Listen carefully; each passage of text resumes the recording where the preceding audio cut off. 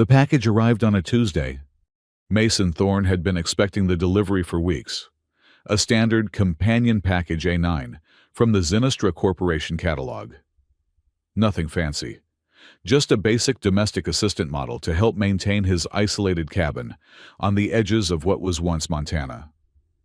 The war had left him with a distaste for human companionship and a preference for machines that didn't ask questions about the scars on his hands or the nightmares that woke him screaming. When the delivery drone descended through the morning mist, Mason was already waiting on the porch, clutching his coffee mug against the autumn chill. The metallic cylinder hummed as it touched down, its sides retracting to reveal not the standard mechanical assistant unit he'd ordered, but a containment pod with frosted glass. The pod hissed as it depressurized, revealing a small figure curled inside. Mason nearly dropped his mug.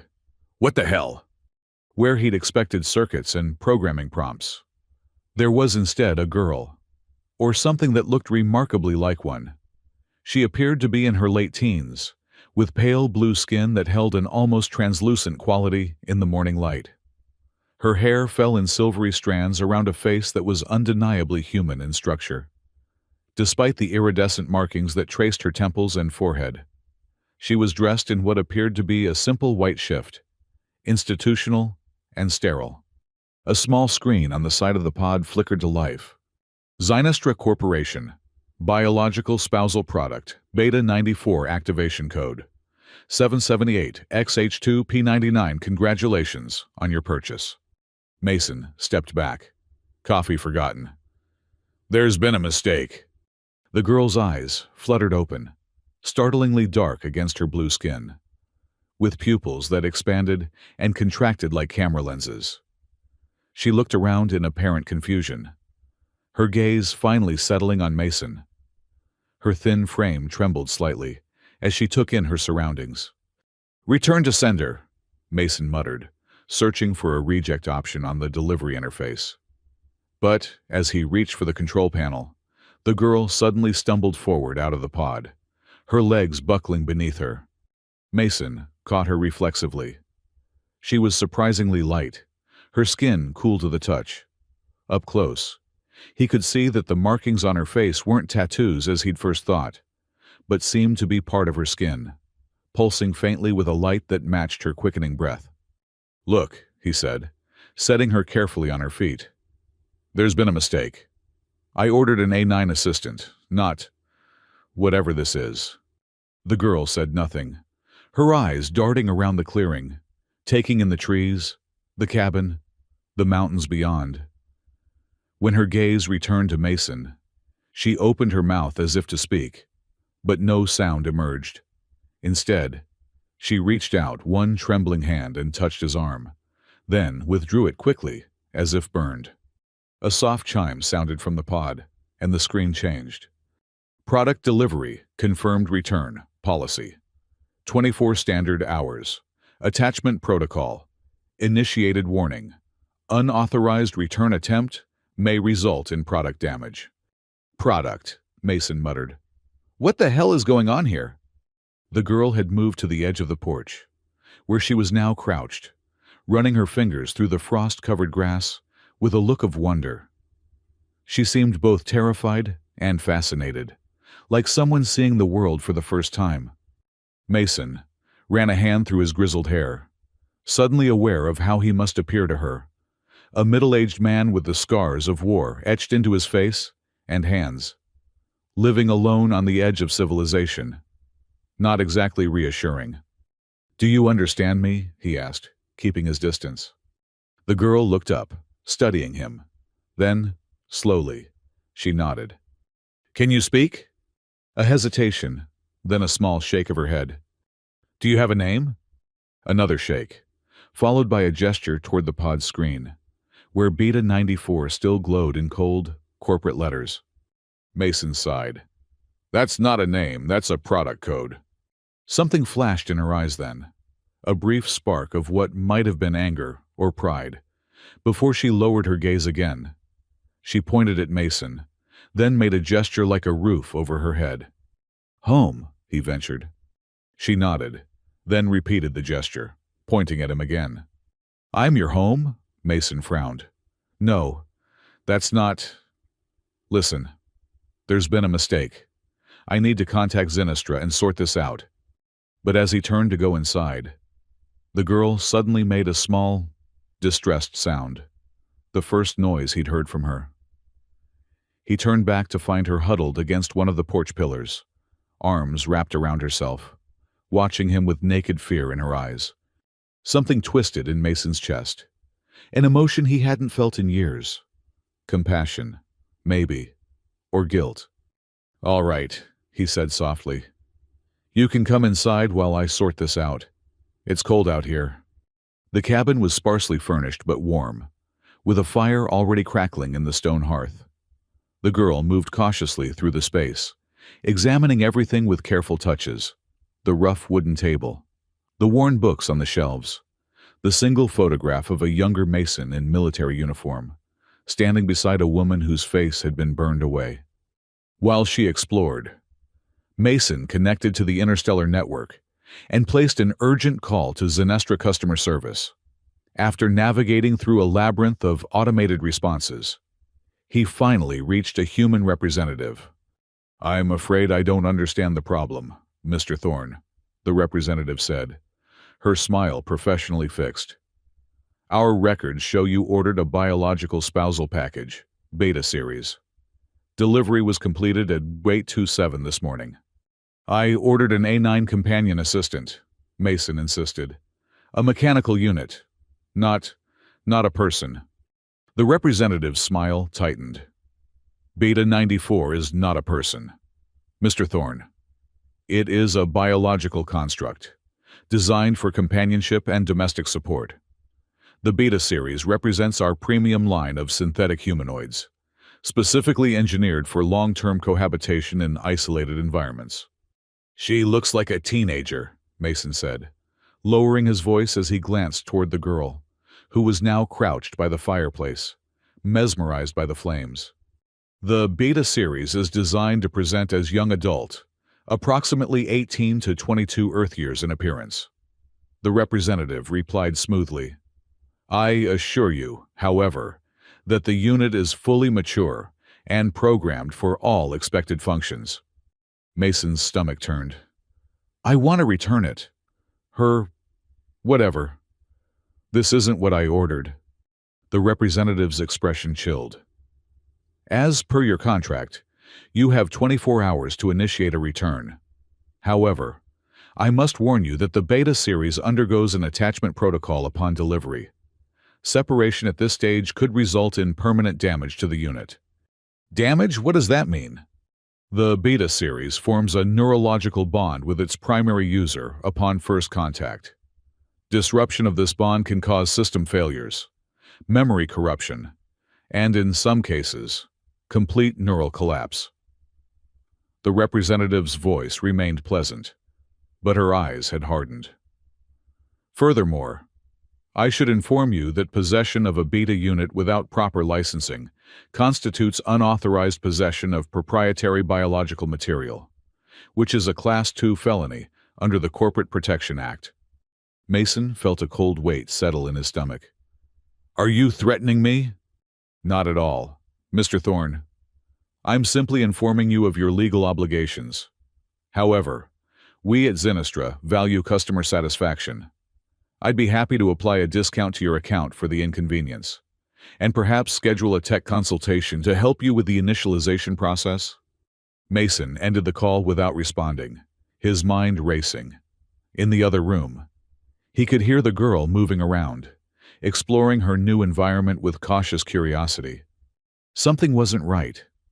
The representative's veiled threats, the girl's obvious fear, the way she looked at the world as if seeing it for the first time. None of it matched the corporate narrative of a synthetic humanoid designed for companionship.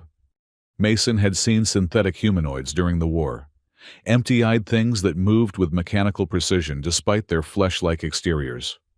This girl was different.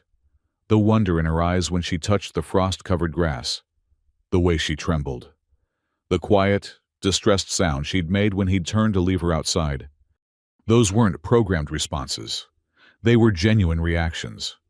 With growing unease, Mason accessed his personal terminal and searched for information on Zynestra's beta series. The corporate marketing materials were sparse on details, filled with euphemisms about biological innovation and companion solutions for the discerning customer.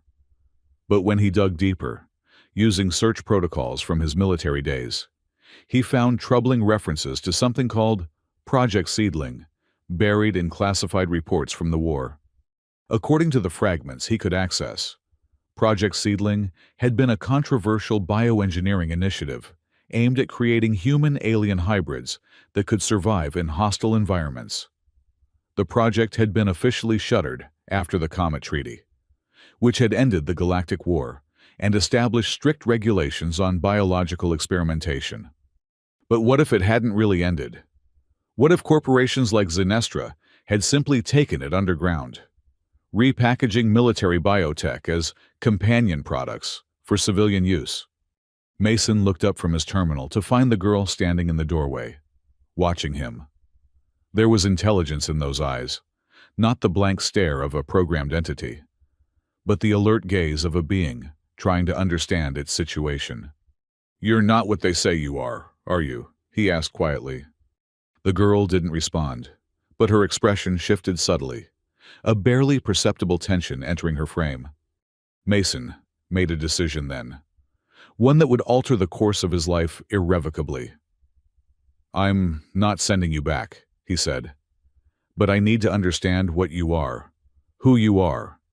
The girl's posture relaxed slightly, and she took a tentative step into the room. Her gaze fell on Mason's desk, where a notebook and pen lay open. With cautious movements, she approached, picked up the pen, and began to draw on a blank page. Not words, but a simple circle. Inside it, she drew a smaller circle, then connected them with a line. Mason frowned. "I don't understand." She drew another circle outside the first, then another, creating a solar system of sorts.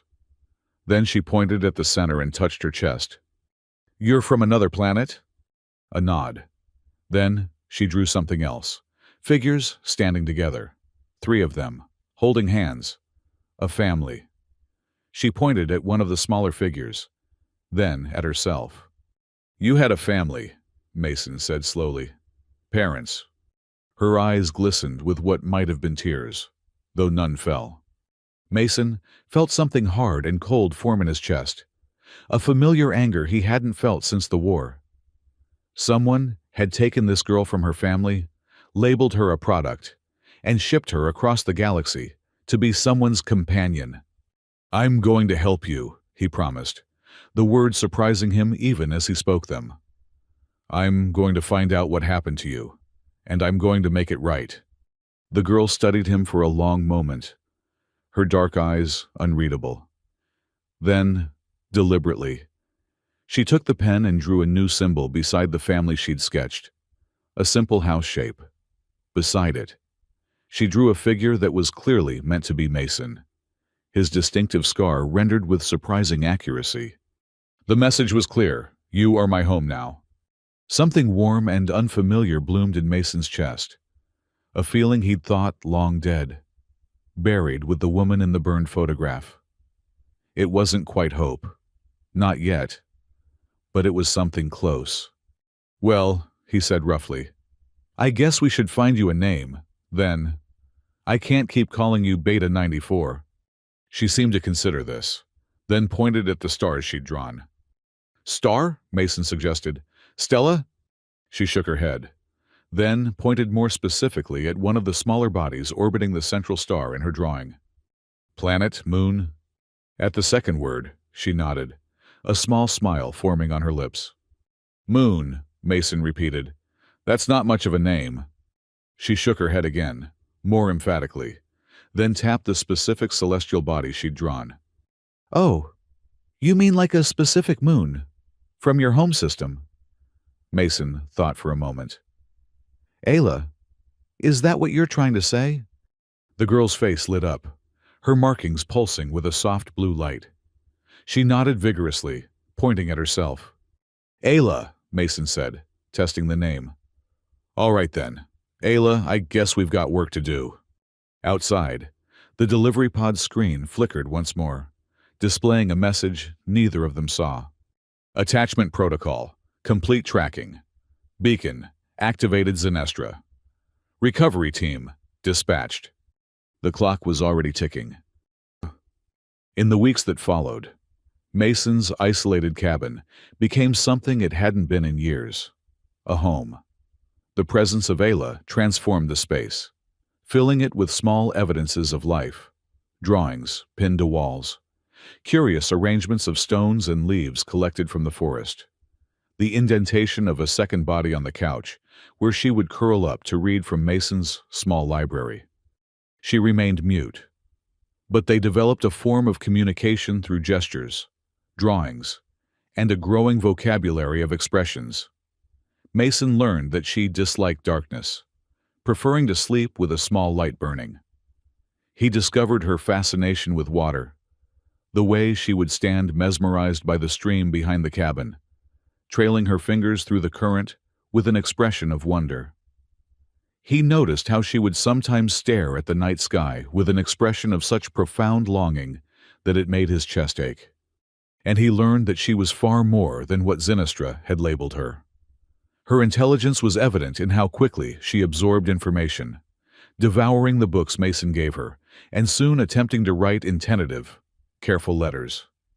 Her empathy showed in how she would silently appear at his side during his worst moments, when the war memories surfaced and left him shaking. Her creativity emerged in intricate drawings that depicted worlds Mason could barely imagine. Floating cities, crystalline forests, beings with forms both beautiful and alien. All the while, Mason continued his investigation into Zenestra Corporation and Project Seedling, using old military contacts and encrypted channels to piece together a disturbing picture. Project Seedling hadn't been merely about creating bioengineered beings who could survive in hostile environments. It had been an attempt to harness the natural abilities of certain alien species, particularly the Skeleth, a reclusive race known for their empathic abilities and unusual neurological structure. According to the fragments Mason could access, the Skeleth had been unwilling participants, with several of their colonies relocated during the chaos of war. The more Mason discovered, the more certain he became that Ayla was not a synthetic humanoid, but a modified Skeleth, perhaps even a child who had been taken during the war and subjected to genetic manipulation. This theory was confirmed one night when Mason woke to find Ayla standing by his bed, her markings glowing with unusual intensity. She was clutching her head, her expression one of pain and confusion. When Mason reached for her, something extraordinary happened. A flash of images flooded his mind. Unfamiliar faces, with the same blue skin and markings as Ayla. Crystalline structures rising into an amber sky. A sense of warmth and belonging suddenly shattered by blinding light and the cold grip of mechanized hands. When the connection broke, Mason found himself on his knees, gasping, while Ayla crouched before him, her eyes wide with shock and fear. "Was that?" Mason struggled to find his voice. "Was that your memory?" Ayla nodded slowly, reaching out to touch his temple where a headache was already forming. Her expression was apologetic. "You can share memories," Mason said, understanding dawning. "That's why they want you. That's what Project Seedling was trying to harness." Before Ayla could respond, the cabin's security system chimed, a warning that someone had crossed the perimeter. Mason moved to the window, just in time to see a sleek corporate shuttle descending through the trees, emblazoned with the Zenestra logo. "They found us," he said grimly. "We need to go. Now." They had prepared for this possibility. Mason had always been a man who planned for the worst, a habit that had kept him alive during the war. Within minutes, they had grabbed pre-packed bags and slipped out through a hidden tunnel that led from the cellar into the forest beyond. As they emerged into the cold night air, Mason could hear the mechanical precision of corporate security forces surrounding his cabin. They would find it empty, But it wouldn't take them long to discover the tunnel. He and Ayla needed to put distance between themselves and the pursuit. "This way," Mason whispered, leading Ayla deeper into the forest, toward a clearing where he had concealed a small atmospheric shuttle beneath camouflage netting. Another relic of his paranoia, now proving its worth. They had nearly reached the clearing when a spotlight cut through the darkness ahead of them. Mason pulled Ayla behind the broad trunk of an ancient pine just as a patrol swept past, their augmented vision scanning the forest floor. "Change of plan," Mason breathed, adjusting their course toward the north. "There's an old mining outpost about 3 kilometers from here. We can shelter there until morning, then make for the spaceport at New Denver." Ayla nodded, her expression resolute despite the fear that made her markings pulse with an irregular rhythm. She squeezed Mason's hand once, a gesture that had come to mean, "I trust you," before they set off again through the dark forest. The night was long and cold, filled with near discoveries and tense moments of hiding as Zenestra forces combed the area with methodical efficiency. By dawn, they had reached the abandoned mining outpost, a collection of rusted structures half reclaimed by the forest. While Ayla kept watch, Mason accessed a secure communication terminal he'd maintained for emergencies, sending an encrypted message to the one person he thought might be able to help them. Tanari, a non-human lawyer he'd met during the post-war tribunals, who specialized in cases involving the rights of sentient beings not legally recognized as persons. The response came faster than Mason had expected, appearing on the terminal in Tanari's characteristic blunt style. "Mason, stay hidden. Z-Corp has filed charges. You are now wanted for theft of proprietary biological material, Class 2, and violation of corporate sovereignty, Class Y. We'll meet you at the coordinates below in 10 hours. Bring the subject. Delete this message." "Subject," Mason muttered, deleting the message as instructed. She still doesn't get it. Ayla, who had been watching from the doorway, approached the terminal with a questioning look. "We have a friend," Mason explained.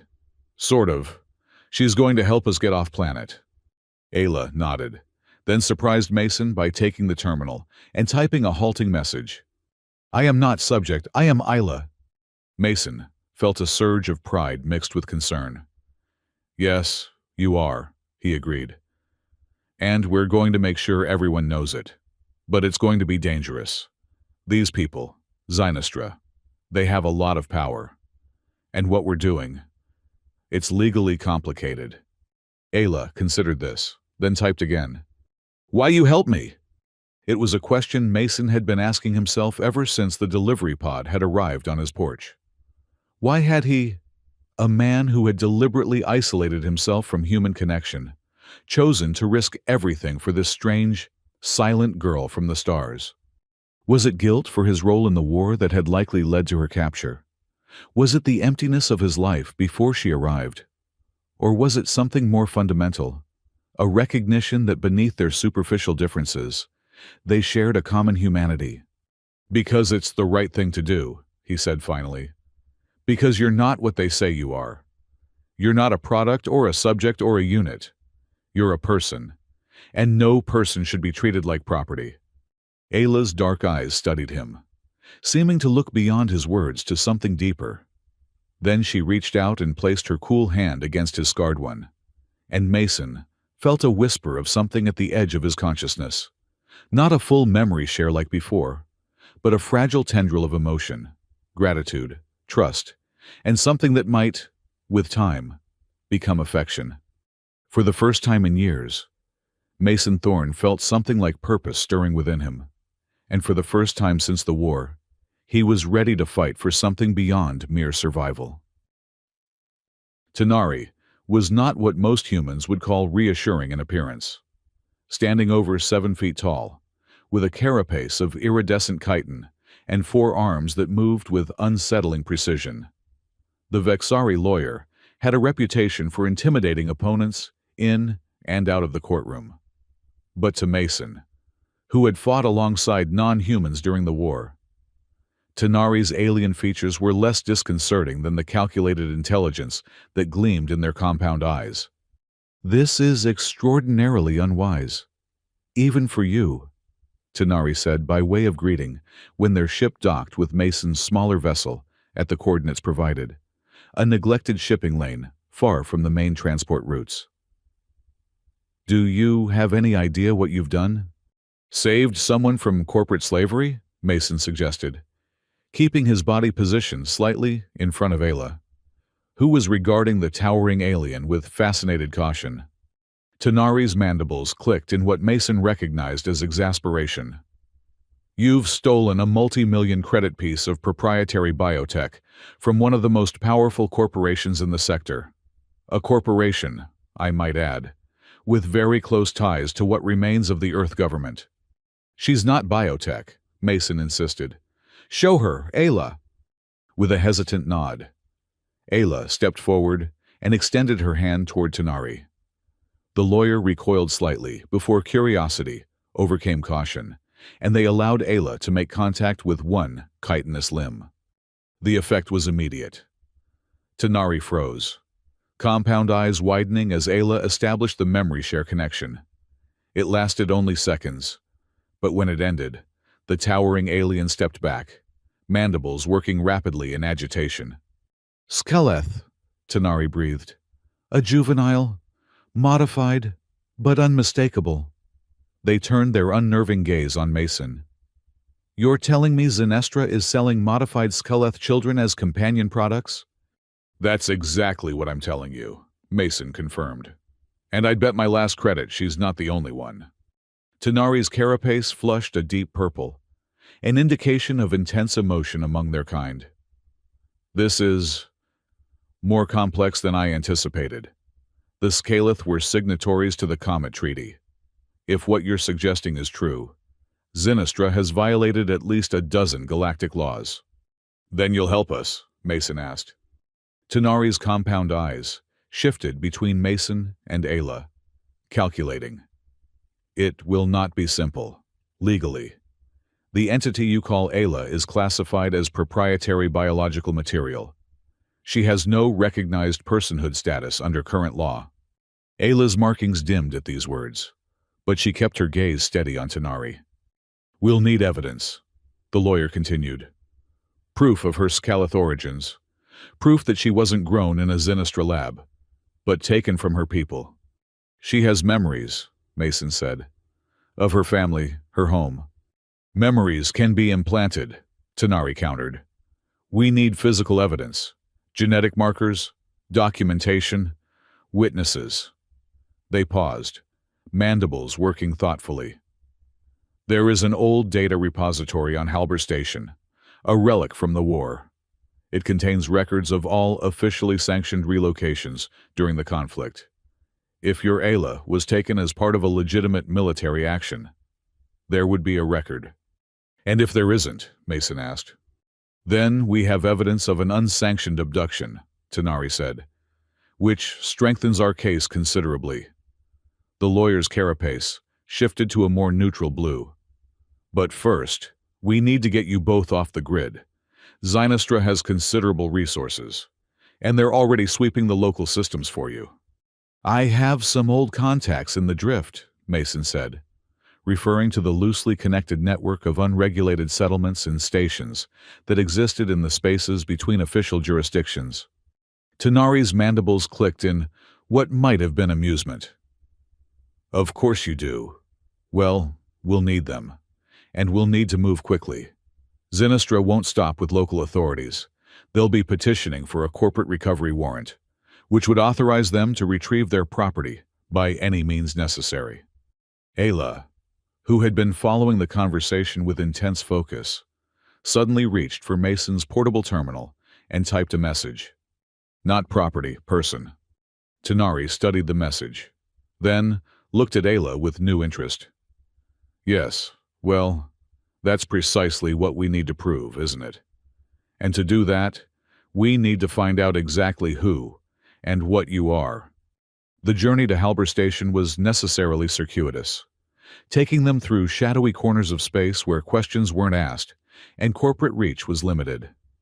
They traveled on a series of vessels arranged through Mason's old contacts, cargo haulers, salvage ships, and once, memorably, a luxury cruise liner where they posed as a wealthy xenobiologist, Tanari, his human assistant, Mason, and a rare specimen understudy, Ayla. Throughout the journey, Ayla continued to recover fragments of her past.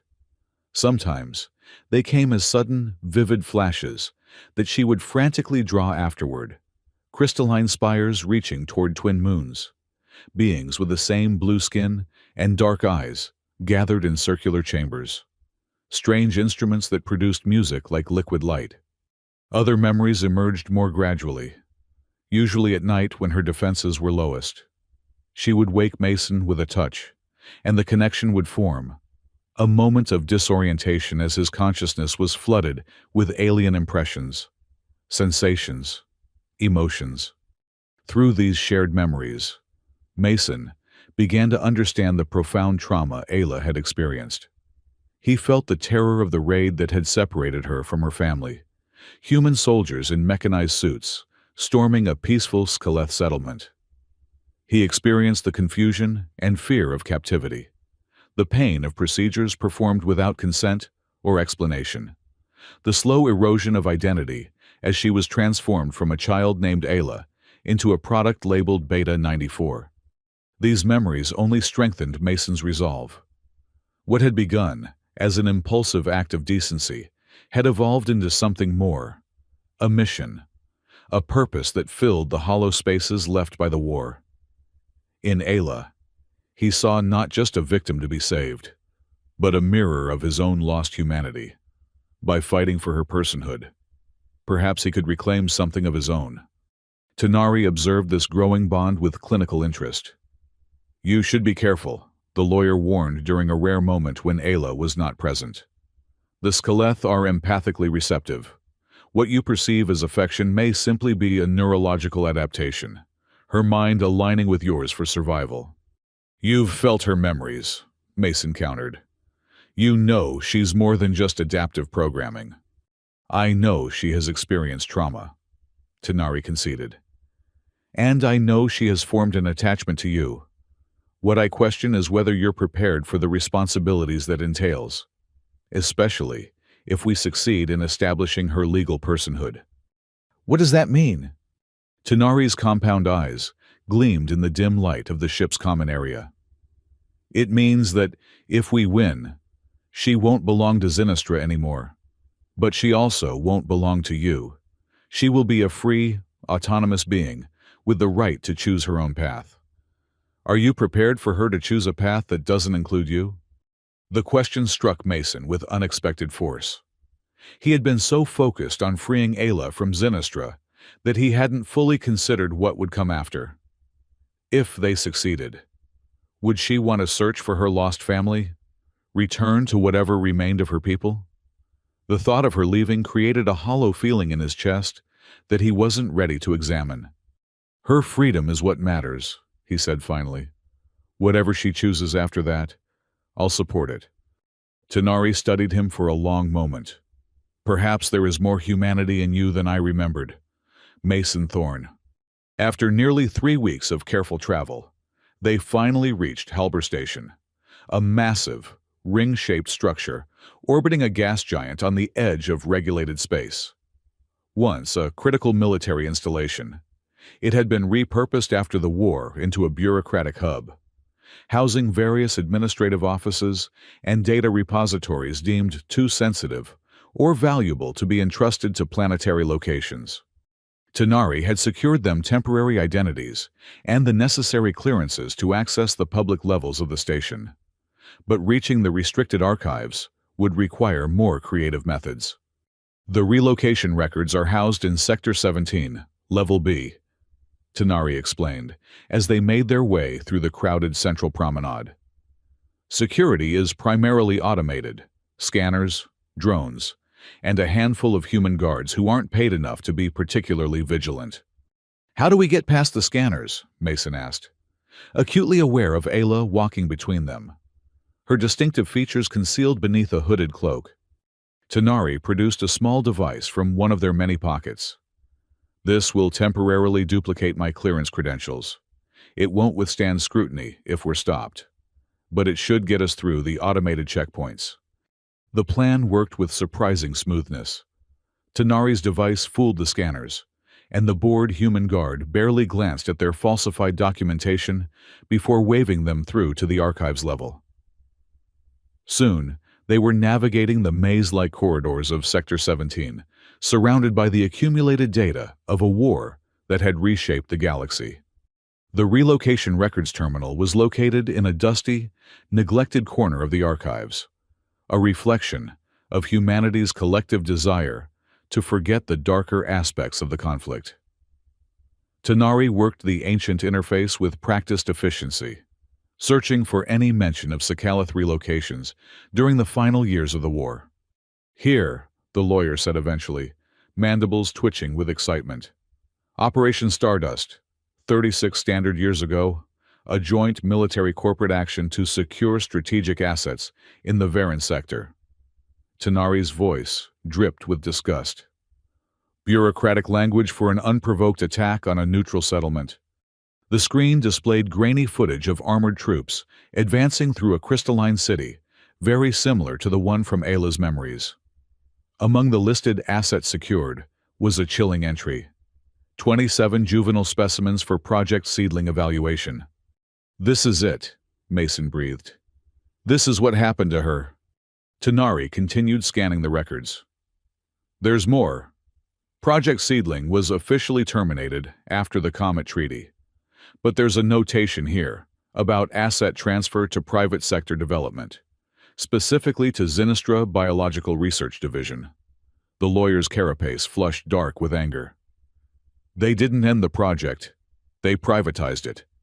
Ayla, who had been watching the footage with haunted eyes, suddenly stiffened.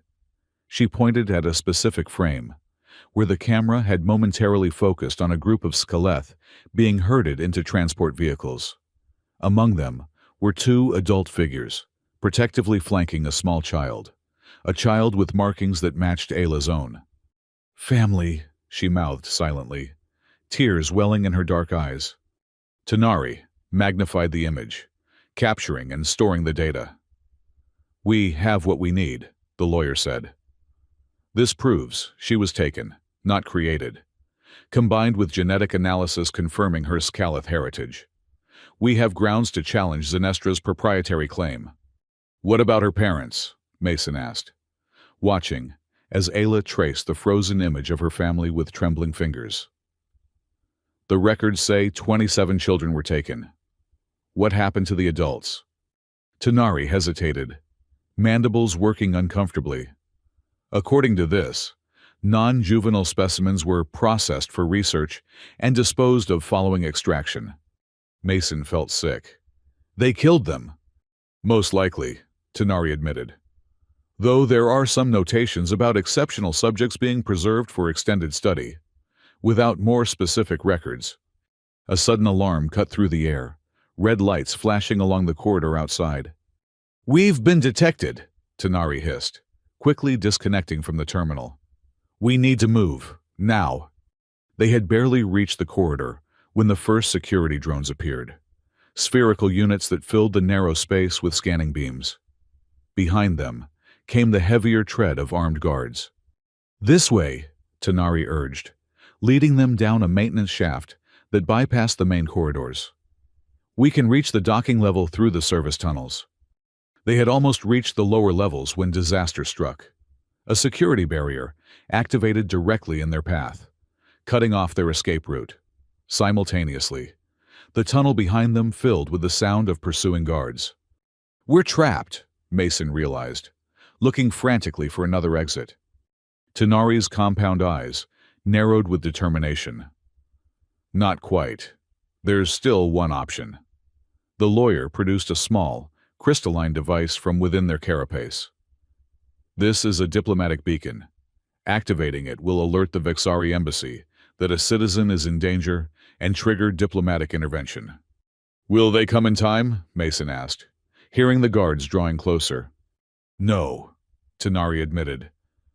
"But It will create a diplomatic incident that will force a public hearing, rather than a quiet corporate extraction. The lawyer fixed Mason with an intense stare. They'll take us into custody, but they'll have to process us through the station's central justice hall. It's our best chance to make Ayla's case public before Sinistra can whisk her away. Mason understood the strategy immediately. You planned this all along, didn't you? You knew we'd likely be caught. I calculated the possibility, Tanari acknowledged, and prepared accordingly. The question is, are you ready to stand trial for what you've done? Because once I activate this beacon, there's no going back. We'll be forcing the issue into the public arena. Mason looked at Ayla, who had been listening to the exchange with growing comprehension. Despite the fear evident in her trembling hands, there was also a new determination in her eyes, a readiness to face what was coming. Do it, Mason said. Tanari activated the beacon just as the security forces rounded the corner, weapons raised. The crystalline device emitted a high-pitched tone that made the guards hesitate, recognizing the diplomatic signal. Citizen Tanari of the Vexari Collective, Tanari announced formally. Invoking diplomatic protection for myself and my clients, we surrender ourselves to station authority with the requirement of full judicial process under the Halber Conventions. The lead guard looked uncertain, clearly not prepared for the invocation of diplomatic protocols. Finally, he lowered his weapon slightly. You and your clients are hereby detained pending investigation. You will be escorted to the central holding facility until representatives from your government can be contacted. As they were led away, hands bound by energy restraints, Mason caught Ayla's eye. She offered him a small, brave smile, an expression he had come to recognize as her way of saying, I trust you. He only hoped that trust wasn't misplaced, because what waited for them now was not just a legal battle, but a fight for the very definition of personhood itself. The Justice Hall of Halber Station was an architectural statement as much as a functional space, a vast chamber with soaring ceilings and walls of transparent aluminum that offered vertiginous views of the gas giant below. The design was intentional, meant to remind all who entered of the weightiness of law against the backdrop of the cosmos. Mason found it pretentious, but effective. Seated in the defendant's area, with Ayla beside him and Tanari standing at the advocate's podium, he felt appropriately small beneath the towering architecture and the stern gazes of the three-judge panel. The case had attracted more attention than even Tanari had anticipated. The public galleries were filled with a diverse array of beings, humans, Vexari, and representatives from a dozen other species, all drawn by the unprecedented nature of the proceedings. News drones hovered near the ceiling, transmitting the event across the galaxy. Opposing them was a phalanx of Sinistra legal representatives, led by a sharp-featured woman whose smile never reached her cold eyes. Director Halvek, according to the formal introductions, head of Sinistra's Biological Solutions Division, and the corporate officer directly responsible for the Beta series. These proceedings are highly irregular, Halvek was saying, her voice carrying effortlessly through the chamber. The entity in question is proprietary biological material, developed through decades of legitimate research and substantial corporate investment. Mr. Thorne has not only stolen valuable company property, but has potentially damaged it through improper handling and unauthorized tampering. My client objects to the characterization of Ayla as it, or property, Tanari countered, mandibles clicking emphatically. The evidence we have submitted clearly establishes that she is a modified Sakhalith juvenile, taken illegally during Operation Stardust, and subsequently subjected to unauthorized experimentation. The lead judge, a stern human woman with silver-streaked hair, leaned forward. These are serious allegations. Advocate Tanari, Sinistra Corporation maintains that the Beta series is entirely synthetic, merely designed with aesthetic inspiration from various non-human species. With respect, Your Honor, their claim is demonstrably false, Tanari said. The genetic analysis we've submitted confirms Sakhalith markers throughout the subject's DNA. These are not aesthetic inspirations. They are the fundamental genetic structures of a recognized sentient species. Director Halvek smiled thinly. Zynostra does not dispute that certain genetic sequences were utilized in the development of the Beta series. However, the final product is a novel creation, a synthetic entity designed for specific functions.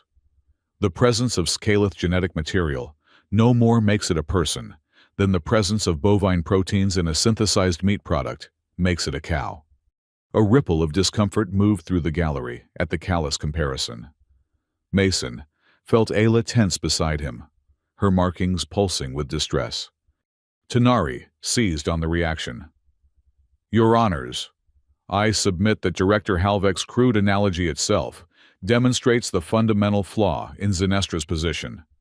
They acknowledge the presence of Sakhalith genetic material, while simultaneously denying the personhood that inherently accompanies it. The proceedings continued in this vein for hours, with Tanari methodically presenting their evidence, the archive footage, the genetic analysis, expert testimony on Sakhalith neurological structures, while Zynostra's team attempted to reframe each point in terms of property rights and corporate innovation. Through it all, Ayla sat silently, watching the debate about her very nature, with an outward calm that Mason knew concealed deep turmoil. He had felt her distress through their increasingly strong empathic connection, the hurt of being discussed as an object, the fear of being returned to Zynostra, the desperate hope that someone would see her for what she truly was. As the first day of proceedings drew to a close, the lead judge addressed the court. We will recess until tomorrow morning. In the interim, the entity known as Beta 94 or Ayla will remain in neutral custody here at the station. Mr. Thorne and Advocate Tanari will be allowed supervised visitation. Your Honor, Director Halvek interjected smoothly. Zynostra requests that our technical team be granted access to the unit for assessment of potential damage. Objection! Tanari's carapace flushed dark with anger. They are attempting to interfere with the subject before cross-examination. The judge considered briefly. Objection sustained. No party will have unsupervised access to the entity in question until these proceedings are complete. As the court emptied, Mason caught a glimpse of Director Halvek in deep conversation with someone on her communication device, her expression tense with controlled anger. Whatever Zynostra had planned, they were not accepting defeat easily. That night, in the small, secure room where Ayla was being held, Mason and Tanari discussed strategy for the following day. They're going to bring in their own experts, Tanari predicted, pacing the confined space with agitated movements. They'll argue that despite the genetic similarities, the modifications made to Ayla render her fundamentally different from a true Sakhalith. They'll emphasize the resources invested in her development, the intellectual property represented by her modified genome. So what's our counter? Mason asked, watching as Ayla sat cross-legged on her bed, seemingly absorbed in drawing something in the small notebook they'd been permitted to give her. We need to focus on consciousness, not genetics, Tanari said. The core of personhood is self-awareness, the capacity for autonomous thought, the ability to experience emotion. If we can demonstrate that Ayla possesses these qualities, that she is not merely simulating them, the genetic argument becomes secondary. How do we prove that? Mason asked. You've felt her memories. I've experienced her emotions. But how do we make the court understand? Tanari's compound eyes gleamed thoughtfully. That may be the key, her memory-sharing ability. If we could somehow demonstrate it in court, allow the judges to experience directly what we have. They'd never agree to it, Mason said. And Halvek would argue that it's just another programmed function. They fell into troubled silence, the challenge before them seeming increasingly insurmountable. After a moment, Ayla rose from the bed and approached them, holding out her notebook. She had drawn a simple but powerful image, a figure standing alone before a much larger crowd, mouth open in speech. Beneath it, in careful letters, she had written, "I speak." Mason stared at the drawing, then at Ayla. "You want to speak in court?" She nodded firmly. "Can you?" Tanari asked, mandibles working with excitement.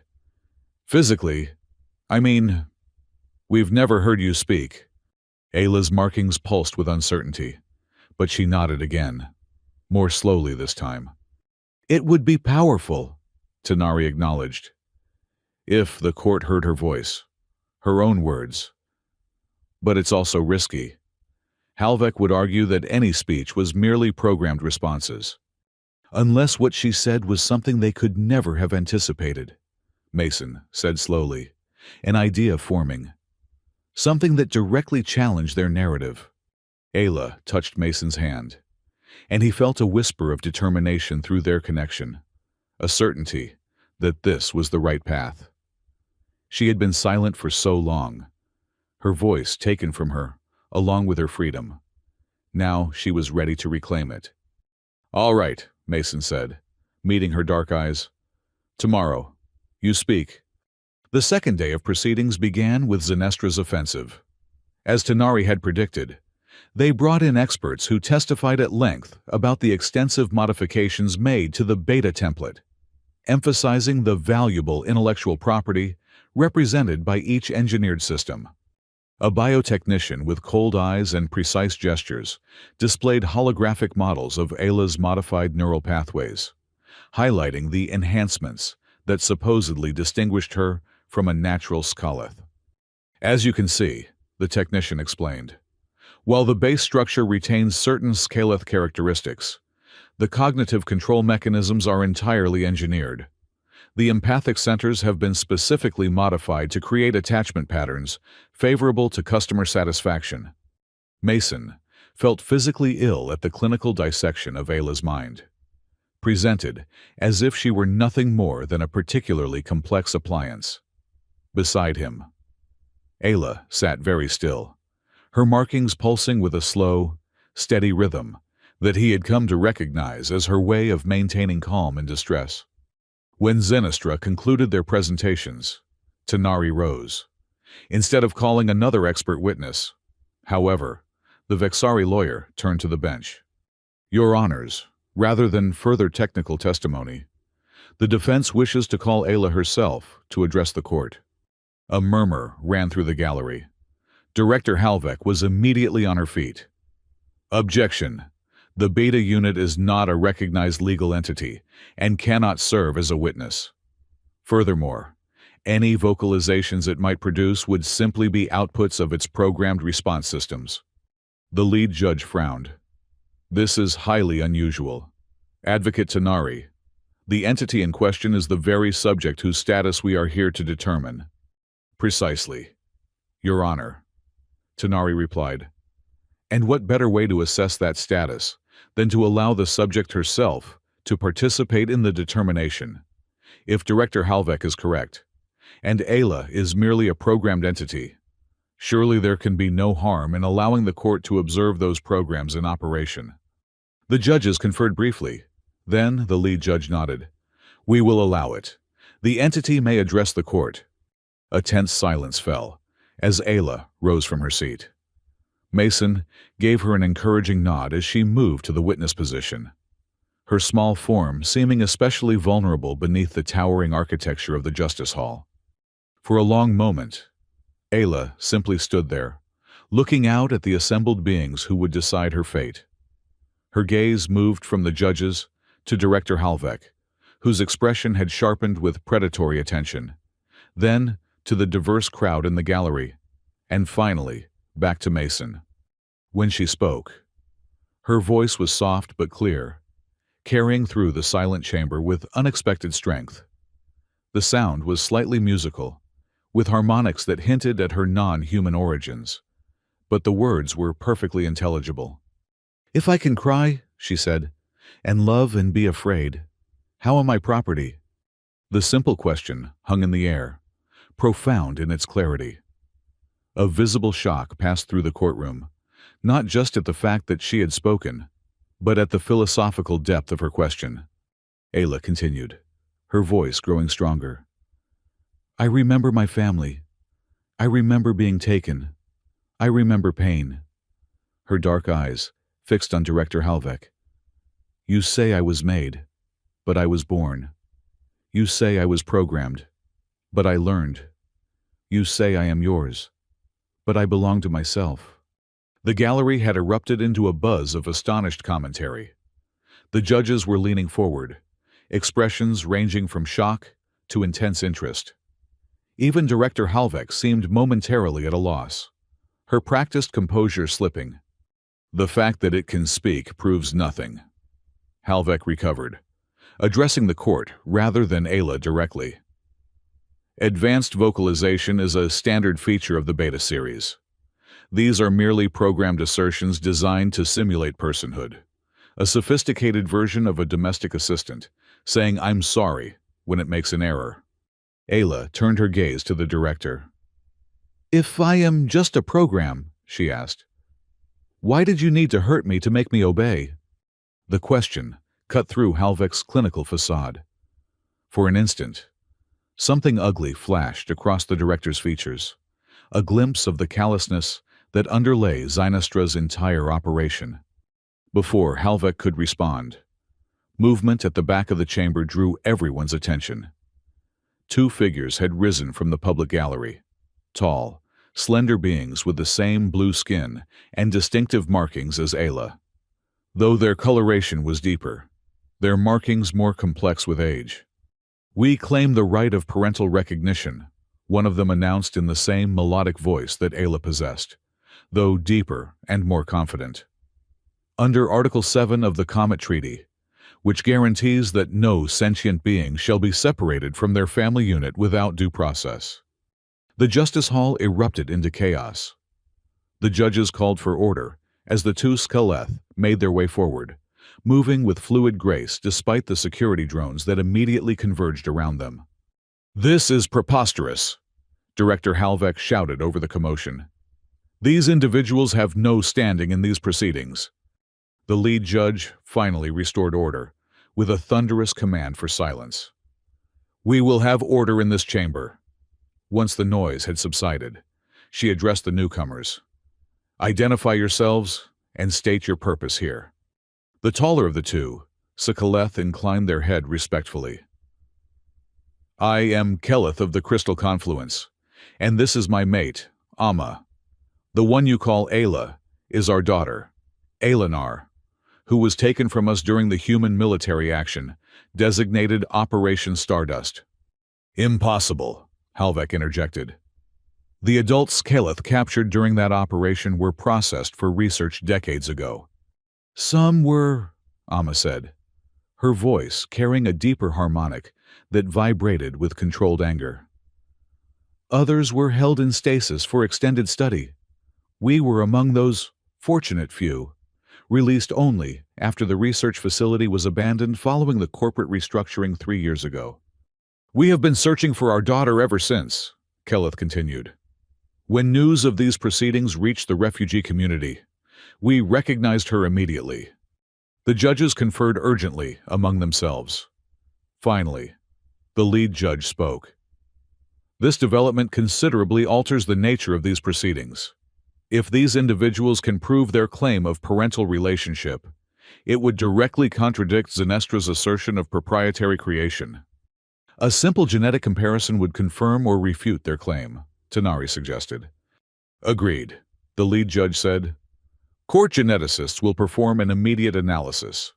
In the meantime, these proceedings are temporarily suspended.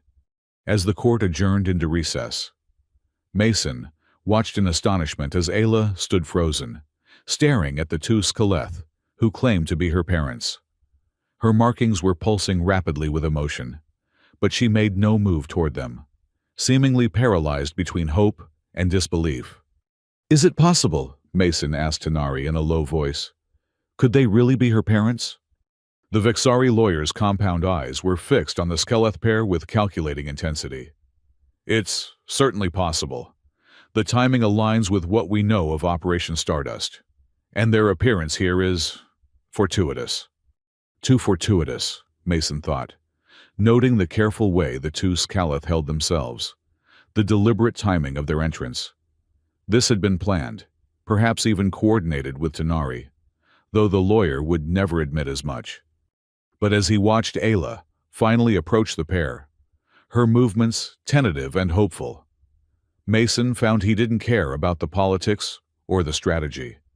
All that mattered was the look on Ayla's face, the tremulous possibility that after everything she had endured, some fragment of her former life might be restored to her. The genetic analysis took less than an hour, employing the advanced technology available at Halber Station.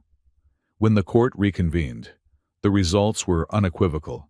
Keleth and Amma were indeed Ayla's biological parents, with genetic markers aligning at a 99.7% probability. The implications were immediate and profound. If Ayla had biological parents who were recognized sentient beings under the Comet Treaty, then she could not possibly be a synthetic creation, as Zenestra had claimed. Furthermore, her abduction during Operation Stardust was now proven to be exactly that, an abduction, not a legitimate acquisition of research materials. Director Halvek attempted to pivot, arguing that regardless of Ayla's origins, the extensive modifications made to her physiology and neurology constituted significant intellectual property that Zenestra had the right to protect. The base genetic material may have been acquired through now outdated military protocols, Halvek conceded. But the development work, the enhancements, the specialized capabilities, these represent millions of credits of proprietary research that Mr. Thorne has unlawfully appropriated. It was a desperate argument, and everyone in the chamber knew it. The revelation that Zenestra had been modifying and selling children abducted during the war had transformed the proceedings from a property dispute into something far more serious, a potential criminal investigation. The lead judge's expression had grown increasingly severe as the implications became clear. Director Halvek, in light of these revelations, this court is inclined to refer this matter to the Interstellar Criminal Tribunal for investigation of possible war crimes and violations of the Comet Treaty. Halvek's composure finally cracked. You have no jurisdiction over corporate research protocols. Zenestra operates under the Special Corporate Sovereignty Act of... No act, no corporate charter, grants immunity from the fundamental laws governing sentient rights.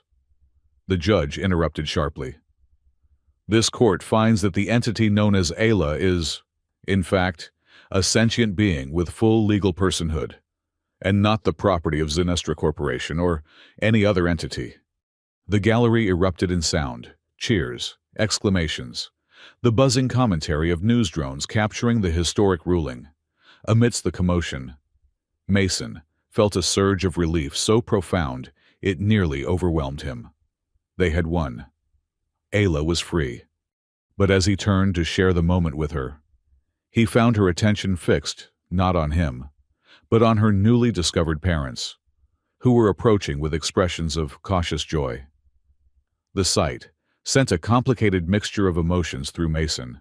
Happiness for Ayla, certainly, but also a sudden, sharp awareness of what this meant for his own relationship with her. Tanari had warned him about this moment. Ayla was now free to choose her own path, and that path might not include him. Before Mason could process these thoughts further, Director Halvek's voice cut through the chamber, sharp with desperate anger. "You think this is over?" she demanded, addressing no one in particular, her professional facade entirely gone. "Do you have any idea what's at stake here? The Beta series represents the future of human-alien relations, the perfect interface between species. Without our work, humanity will be left behind in the new galactic order." The outburst was disturbing enough, but what followed was worse. Halvek turned her gaze directly on Mason, her eyes narrowed with malicious intent. "And you, Thorne, the great humanitarian, Did you tell your precious Ayla about your role in Operation Stardust? Did you tell her you designed the neural mapping system that made Project Seedling possible in the first place? The accusation struck Mason like a physical blow. Around him, the chamber had gone silent, all eyes turning toward him. Worst of all was Ayla's gaze, confused, questioning, the first seeds of doubt appearing in eyes that had always looked at him with trust. "Is this true?" the lead judge asked, her voice cutting through the tense silence. Mason felt the weight of the truth he had carried for so long, the guilt that had driven him to isolation, the past he had tried to escape. He had known this moment might come, had even prepared for it, but facing it now, with Ayla watching, was harder than he had imagined. "Yes," he admitted, his voice rough with emotion. "During the war, I was a systems engineer with the Earth Alliance. I designed a neural interface system for cross-species communication." He forced himself to meet Ayla's eyes. "I didn't know. I swear I didn't know how it would be used. When I found out, I resigned my commission and testified against the program. But by then, the damage was done." The revelation hung in the air, altering the narrative of heroism that had been forming around Mason's actions. Had his rescue of Ayla been genuine compassion, or an attempt to assuage his own guilt? Had he been trying to save her, or save himself? Before anyone could react further, Ayla moved toward him, her expression unreadable. The chamber went utterly still as she approached Mason, stopping directly before him. For a long moment, she simply looked at him, her dark eyes searching his face. Then, with deliberate gentleness, she reached out and placed her hand against his scarred one, the same gesture she had used in those first days when words had failed her. Through the contact, Mason felt not anger or betrayal, but something far more complex: understanding, forgiveness, and beneath it all, a steady current of affection that had nothing to do with programming and everything to do with choice. "You were lost," she said softly, her voice carrying in the silent chamber. "Now you are found." The simple statement broke something open in Mason's chest, a knot of guilt and self-loathing that had been there for so long he had stopped noticing its weight. Tears spilled down his weathered face as Ayla turned to address the court once more. "I know what it is to be used," she said, her voice stronger now, more certain. "I know what it is to be changed against your will, and I know what it is to be seen, truly seen, for the first time." She looked around the chamber, meeting the gazes of the judges, the gallery, and finally, Director Halvek. "I am not what was done to me. I am what I choose to become." Her parents moved forward then, flanking her protectively yet respectfully, allowing her to speak her truth. "The humans took me," she continued. "They changed me. They tried to make me into something I was not. But they could not take myself. They could not program my soul." She turned back to Mason, including him in the circle of her family with a simple gesture. "This human helped me remember who I am. He saw me as a person when others saw property.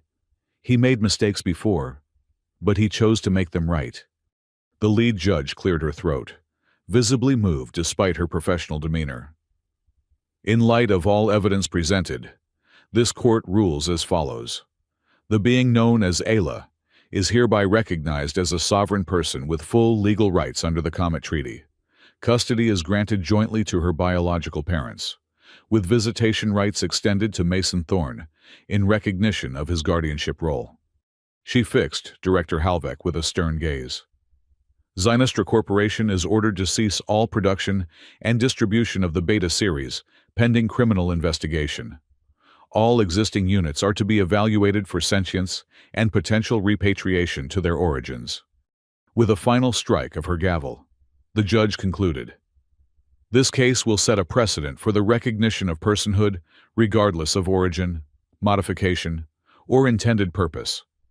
Let the record show that on this day, the definition of person in our legal framework expanded to embrace those who can think, feel, and choose their own destiny. The aftermath was a whirlwind of formalities, media attention, and adjustments. Zynostra's stock plummeted as investigations into their practices expanded beyond the beta series to other biological solutions in their catalog. Director Halvek was placed on administrative leave pending criminal charges, though Mason suspected the corporation would find ways to shield its highest executives from the worst consequences. For Ayla and her parents, there was the delicate process of reunion, discovering who they were to each other after decades of separation, navigating the changes that time and trauma had wrought in each of them. They would return to the Skeleth refugee settlement, where Ayla would have the chance to reconnect with her culture and her people's traditions.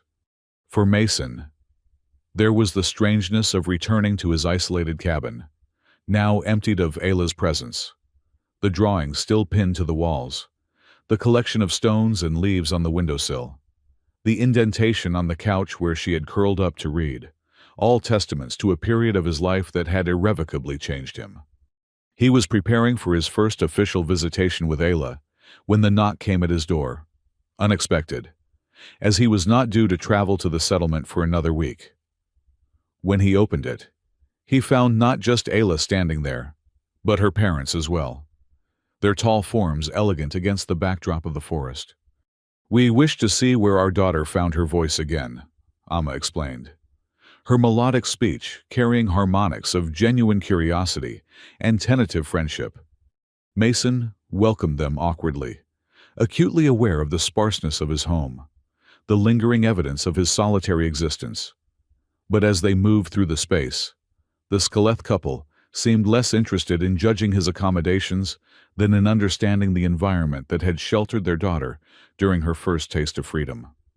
While her parents explored the cabin with Mason as an uncertain guide, Ayla moved directly to the desk where she had first drawn the circles that represented her home system.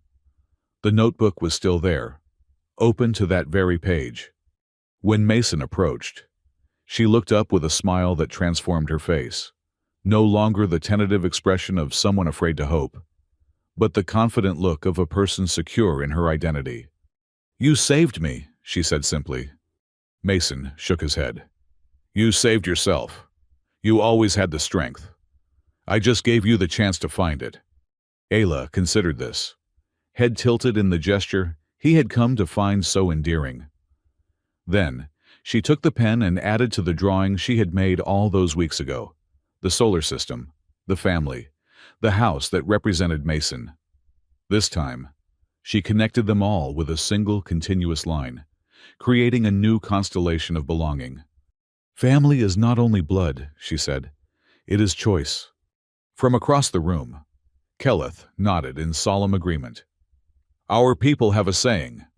The soul recognizes its own across the void. You recognized our daughter's soul when others saw only a product. For this, you will always have a place among us." Mason felt the weight of that acceptance, the unexpected gift of connection after years of self-imposed isolation. "I don't know what happens next," he admitted. "I've been alone for so long." "Then it is time to remember how to be together," Amma said, with the gentle wisdom of one who had endured separation and found reunion. "Not just with our daughter, but with the world you withdrew from." As the day drew to a close, the four of them stood on Mason's porch, watching the twin moons rise over the forest, so different from the amber skies of the Skeleth homeworld, yet beautiful in their own right. Ayla stood between her birth parents and the man who had helped her reclaim her freedom, no longer forced to choose between worlds, but free to embrace them both. "You didn't order a daughter," she whispered to Mason, echoing words from a conversation they had shared during those first uncertain days. "But I came anyway." Mason smiled, feeling the last of his old guilt finally release its hold. "And the galaxy is better for it," he replied. Above them, the stars continued their ancient patterns, indifferent to the legal definitions and corporate boundaries of the beings that lived beneath them. But perhaps, Mason thought, they had witnessed a small, yet significant shift in the cosmic order, a moment when a single voice had spoken a simple truth, and the galaxy had no choice but to listen.